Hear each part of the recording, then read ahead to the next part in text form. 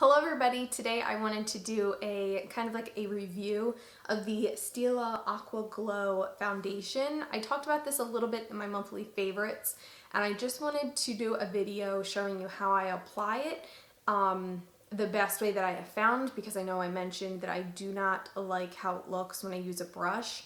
It's just a very wet formula, and with the brush soaks up a lot of it and it just doesn't turn out very good. So what I'm going to do is show you everything that I do to apply this foundation. The first thing that I'm going to do is use the Urban Decay B6 Vitamin Infused Prep Spray. I love this stuff. I use it a lot. I do sometimes use the, let me pull it out, the Nivea Men Post Shave Balm. I do sometimes use this with this foundation and it works fine. But for today, I'm going to use my Urban Decay Prep Spray. So I just spray that all over my face. And then I will work it in with my fingers, just because I want to make sure that I got it everywhere and that it's worked in pretty well. And then what I'm going to do is I am going to put some concealer under my eyes. This is the Urban Decay Naked Skin Concealer. I just take a little bit of this. You probably can't see what I'm doing. And I'll just put it under my eyes like so. Ooh, that's attractive. And then for this video, all I'm going to be using applicator-wise is a wet beauty blender. This is the one by Real Techniques. I don't know if they've changed their beauty blender since I bought this, because I feel like I bought this quite a while ago. I'm going to move my mirror over here, and then I just pat that in. I do find it hard to get like into the inner tear duct without getting it absolutely everywhere. And sometimes I wonder if a smaller beauty blender would be more helpful. I'm sorry, the sun is going in and out. The lighting in this house that I've had every time since I've moved has just been so difficult to work with. And I know you guys are probably tired of me talking about it, and you're probably tired of having bad lighting. And I know I said I was going to do something about it, and then I didn't.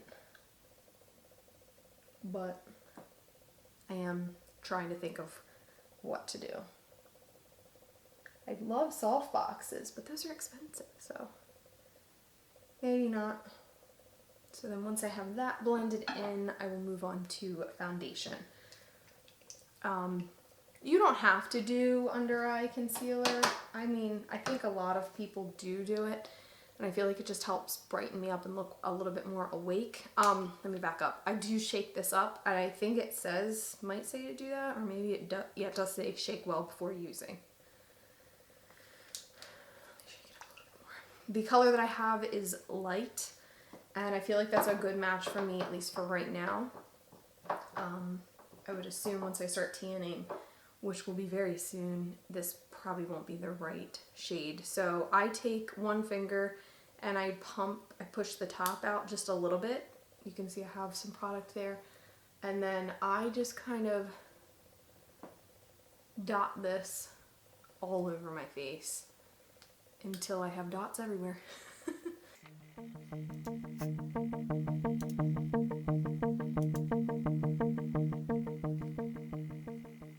So now that I look thoroughly weird, don't we just look great putting makeup on? Like, it looks good in the end, but getting there is quite a mess. Back to the beauty blender.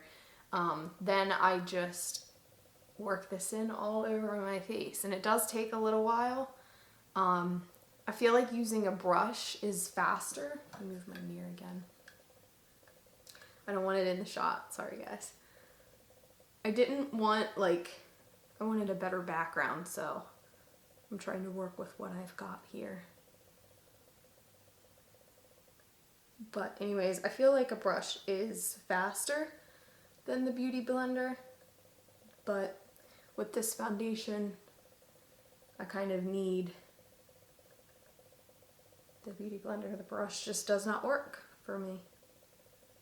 And I'm not trying to go too high up on where I put the concealer. Trying to just kind of make sure I blend the concealer in with the foundation.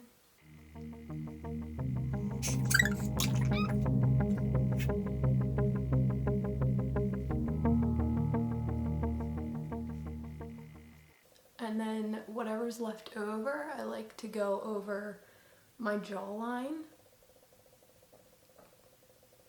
Excuse me. And then down my neck a little bit. I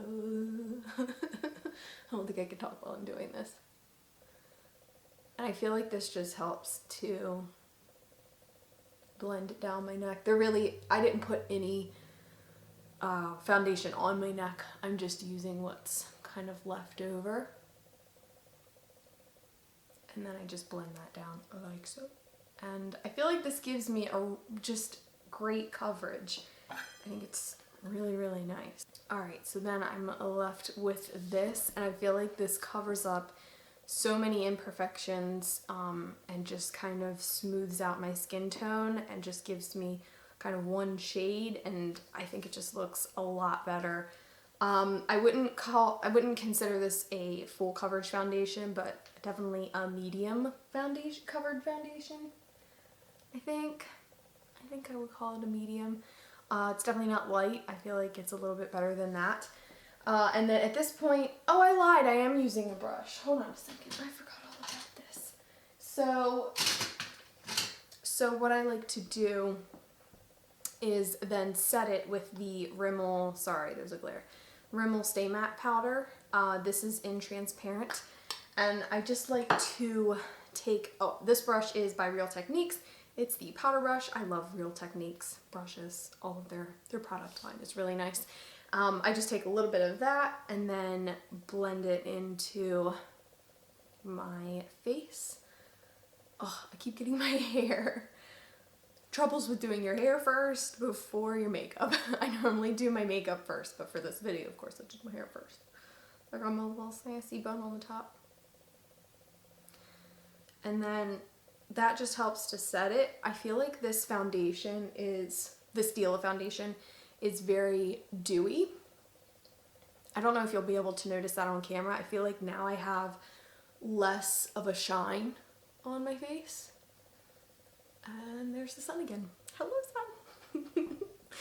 I feel like now you probably can't see as much shine like on my cheekbones and my forehead. It's a very dewy finish, and I have very dry skin, so I'm not sure what this would look like on someone who has oily skin. I don't think that this would be for you, this Stila foundation, but for me, I feel like it works really well. So yeah, at this point, I'm pretty much done. The last finishing touch when it comes to like just my foundation routine, obviously I'll go in and do like some bronzer and some highlight. I've actually been skipping blush lately because I have such a natural flush to my cheeks that it looks kind of ridiculous putting blush on. I end up being too rosy. So anyways, to finish this part off, I use the Urban Decay, which one is this? The Chill Makeup Setting Spray. I didn't really have any preference in the makeup setting line by Urban Decay because I think there are 3 different ones. There's the Chill, there's the All Nighter,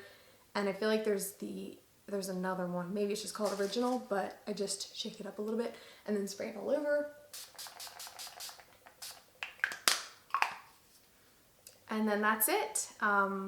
It might seem like I put something dewy on and then I put something mattifying on and then I did a setting spray which kind of dewifies everything again, but I really like the combination. I feel like the setting spray really just helps hold it and really just bring out the best in the Stila foundation, so I definitely include that in my routine. I hope you guys liked this video. I haven't done one like this in quite a while, but I just wanted to briefly talk about this foundation and give you kind of like an overall of how it looks when I do apply it.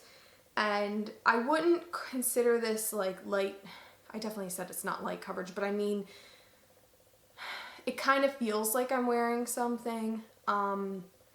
So if you are looking for something that's lightweight, maybe is the better word to use, this probably isn't going to be it. It doesn't feel like overly heavy though, but I do recognize that I'm wearing it. But I feel like this is really good makeup for work. so kind of like an everyday kind of thing for me. I have been using it a lot, mostly because the other one that I was using, which is the L'Oreal True Match Lumi Cushion Foundation, is kind of running out. So that one's very lightweight, and this is kind of middle of the road type of foundation. It does not have SPF, which is kind of a downer for this time of the year, but I just make sure I use a moisturizer with SPF, and that helps. But yeah, I used this yesterday and I was outside all day and it didn't bother me at all. So, I mean, running around, getting warm and stuff, I like it. It gives a good coverage. I don't get halfway through the day and look in the mirror and go, oh, that looks bad. It doesn't do anything during the day. Like the Too Faced one, that was the last review that I did, and that one, it had gotten really cakey around my mouth and my nose. I don't know, I'm weird on my forehead, but this one does not do that. Alright, I'm gonna wrap up this video because the sun is just not cooperating with me. So anyways, if you have oily skin, I don't know that I would recommend this to you because it's a very dewy finish and I'm not sure how that would work for you. But if you have dry skin, I would definitely recommend this. This foundation is really nice. It gives a really nice finish, nice dewy, glowy finish, and that's why I think with oily skin it probably wouldn't be a good combination. But anyways, I also want to apologize for not posting a video last week. There's no excuse for it. I just wasn't in a good mood, and Mother Nature was not cooperating because it's been raining for the past 3 to 4 weeks here in Maryland. I think today might be the first day, like 24 hours consecutively, where we don't have any rain. The grass is wet because it poured many times yesterday, but it might not be so bad today, even though the sun is not cooperating with me. Anyways, I hope you guys liked this video. Like I said earlier in this video, I will leave everything listed in the description box. If you liked it, give it a thumbs up. You can also hit the subscribe button. That would be great. And until next week, bye. Just wanted to give you guys a better shot of how my skin looks. I mean, you can still see some imperfections, but, and I didn't put any